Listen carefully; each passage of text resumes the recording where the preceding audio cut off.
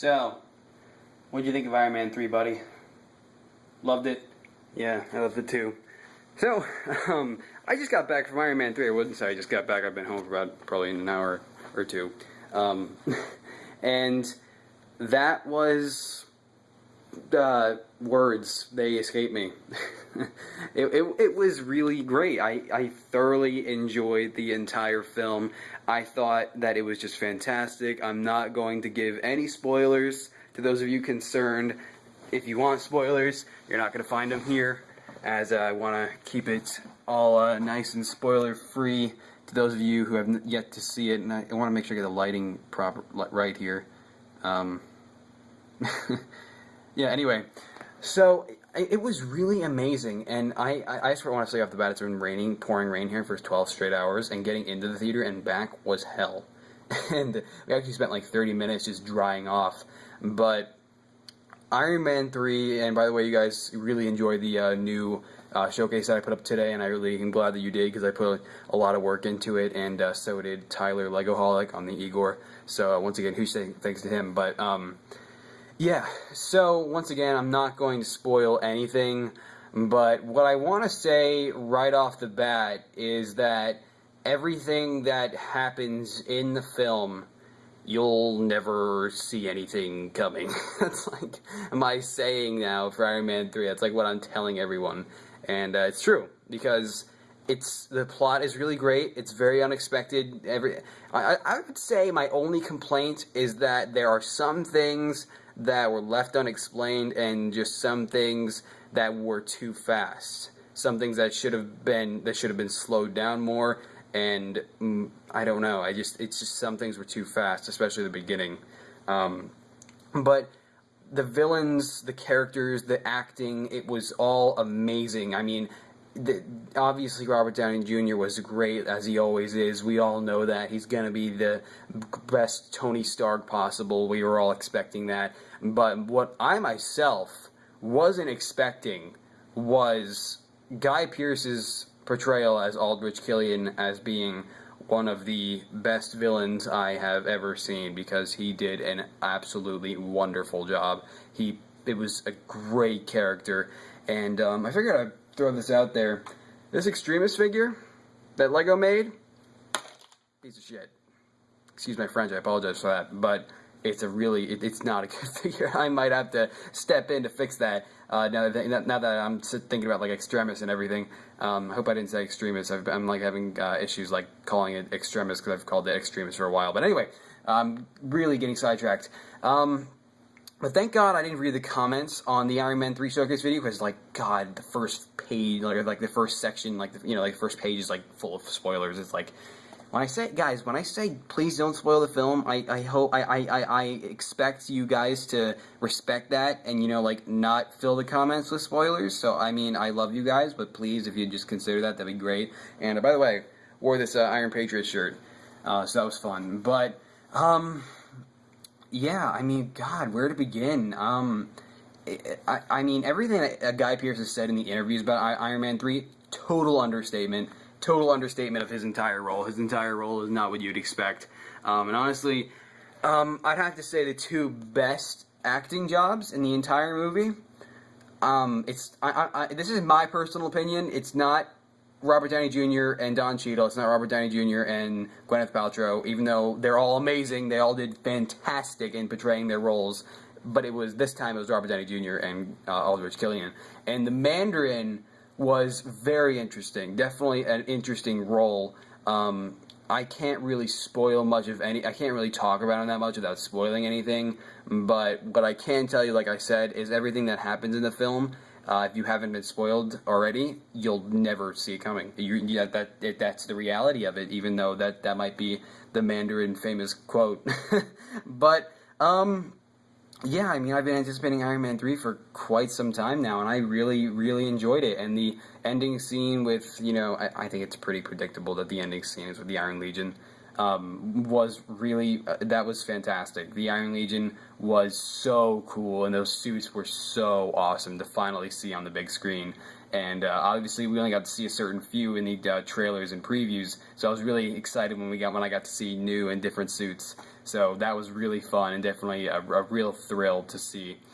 And the level of emotion that was expressed was also really fantastic. I mean, I really, really enjoyed the grand majority of this film. And now there was a little catch in the beginning or the middle of the film that I think a lot of people have been referencing to in their spoiler-free thoughts and opinions and reviews and crap on the movie.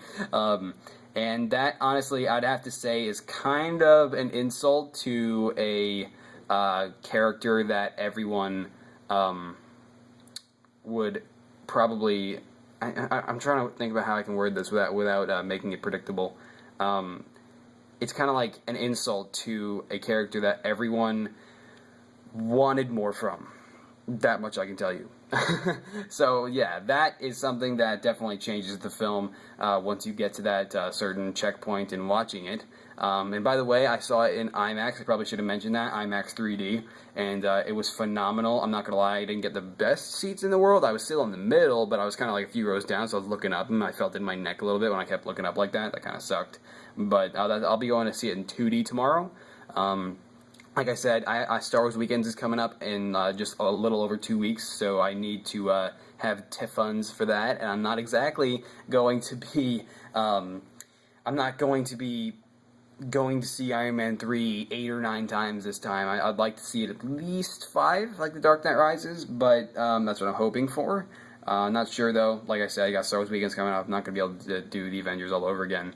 But, yeah, the story was very unexpected, and I'm not gonna lie, the Extremis soldiers, for kids probably 8 or younger, yeah, that's not gonna go over well in their sleep.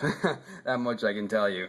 Now, at the end of Iron Man 3, after all of its amazingness, after all of the awesomeness directed by Shane Black and the amazing piece of work created by the cast and crew and everyone involved was over, you're left with a lot of questions. But like with the ending of any movie or television episode, when the heck are you not? But it was really a lot of questions at the end of Iron Man 3 that will have to be answered in the next Marvel Cinematic Universe films, and that's pretty much the reality of it. Unfortunately, you get your money's worth, and honestly, I would say IMDb's 7.9 is too low. I'd have to give this film an 8.5.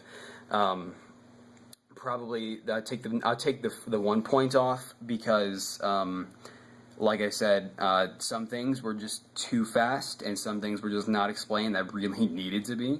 And there were some things that could have been in there that were left out, so that's why I knock off a point. And then the other half of a point is because of that certain character. And guys, please respect what I'm saying here, and don't spoil it for those in the comment section below, because there are people that haven't seen it yet and that are going to very soon, and they don't want it ruined, so please don't talk about the film. I hate to say it, but just try to, if you can talk about it, but just avoid spoilers, please. That's all I'm asking. But anyway, it was an amazing film. It was cinematic. It was satisfying in a lot of ways, and I was very happy with it. And I, aside from that plot-changing thing in the middle of the movie, yeah, you're either going to love it or hate it. It kind of depends on whether you glued your face to comic books for a long time or not, which I myself didn't, so it wasn't ruined for me.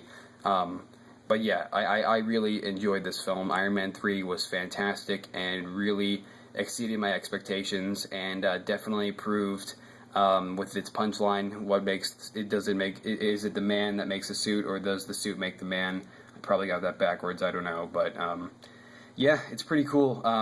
Something else that really was expressed in this film was Tony. He has to really use he has to put his genius to the test and not just build suits. He has to really, I think it's pretty obvious. Everything's taken from him, and he has to do with what he's got all the way up until the end, which is absolutely amazing. But Anyway, yeah, so I apologize for not doing a vlog before and after while I was at the theater, but unfortunately it's been raining for 12 hours straight, and there was zero room to do anything but run to the car and back before and after the film. So I apologize for that. It wasn't like the Avengers last year when I was able to vlog, and I nearly cried at the end of that. Yeah, a little bit more mature last year, but yeah, so I'm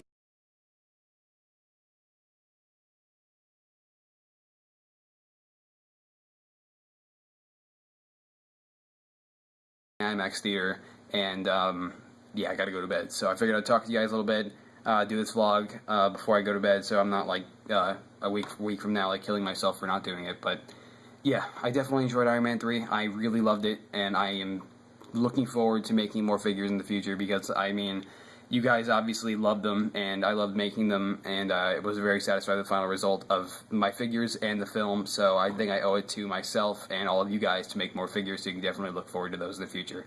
But, yeah, that was Iron Man 3. It was, like Robert Downey Jr. said, it was the most emotionally satisfying and entertaining of the three. So, yeah, I think I'll leave it off at that, and Iron Man 3 was awesome. So, yeah, I just want to talk to you guys. I just wanted to voice my thoughts and crap, but this vlog's getting too long, so I'm going to go. Alright. Bye! I'm Patriot.